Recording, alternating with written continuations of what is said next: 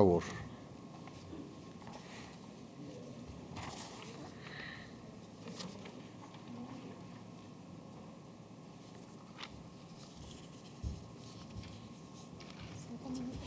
Gracias, diputado presidente. Pues primero reconocer el trabajo que ha venido realizando la Comisión de Educación, reconocer que a pesar de las circunstancias se dieron el tiempo para poder obtener este dictamen que el día de hoy se somete al Pleno. Y no es una reforma que pueda pasar inadvertida. Uno de los grandes logros de la Revolución Mexicana es, sin duda alguna, la educación, que tiene su antecedente en las leyes de reforma, en la segunda transformación importante de este país, cuando no solamente se separa la Iglesia del Estado, sino que se ponen los cimientos para un sistema de educación pública, el cual es fortalecido en el movimiento posterior a la Revolución. A sabiendas de que la ancestral situación de ignorancia, nacida de la discriminación y la división social de castas, trajo consigo la implantación en México de uno de los capitalismos más salvajes del mundo del siglo XIX, se produjo una guerra interna que dejó dolor y millones de muertos. La consecuencia, los constructores del nuevo paradigma nacional, los de la tercera transformación, impulsaron la educación como un fuerte basamento para el futuro. La enseñanza es libre, pero será laica la que se dé en los establecimientos oficiales de educación.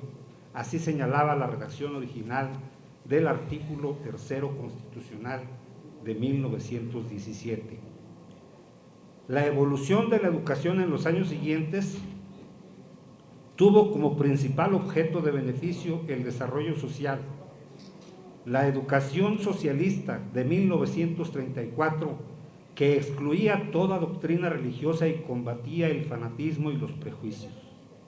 La educación orientada al amor a la patria y la conciencia de solidaridad internacional de 1946, como respuesta urgente a la necesidad de curar las heridas que dejó la Segunda Guerra Mundial. Las autonomías universitarias de 1980 y la obligatoriedad de la educación preescolar, primaria y secundaria de 1990. La reforma educativa, orquestada desde los más perversos intereses del neoliberalismo impuesta por la última administración de la derecha en el país, lesionó gravemente los grandes logros históricos, revolucionarios, promoviendo ya no una educación destinada al desarrollo de los individuos, sino una subordinada a los intereses de las grandes corporaciones.